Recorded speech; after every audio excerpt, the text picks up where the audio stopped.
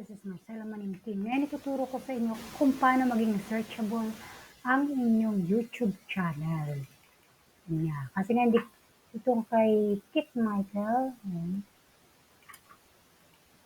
pinalitan ko siya ng Hekden kasi nga hindi ko siya ma-find. Yan. Kahit anong gawin ko, hindi ko talaga ma-find ang kanyang name. Kaya mag-decide kayo na paltan nyo na yun.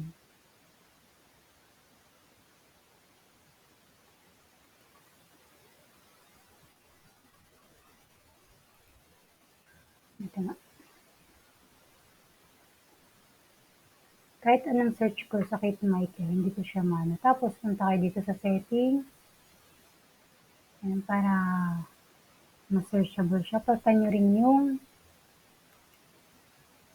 ito. Ginawa ko siyang Hekden. Or yung inyong YouTube channel, nailagay nyo na dito. Tapos hindi nyo pa rin makita. Mag-decide na kayo na palitan na talaga yung name ng channel nyo hanggat maging searchable. And then, yun nga, pag pinalitan nyo yung YouTube name nyo, palitan nyo na rin yung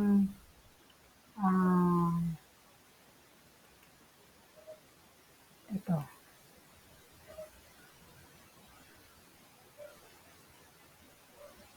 Ayan.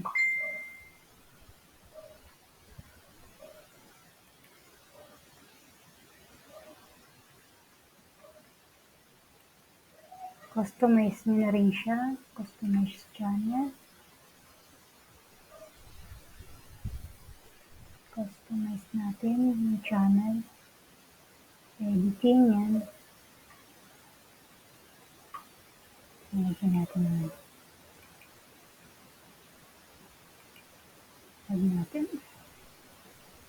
Lagyan natin dito yung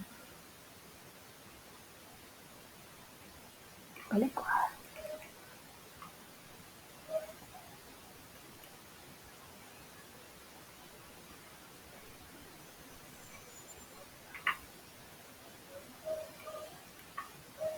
Thank you for watching. Bye!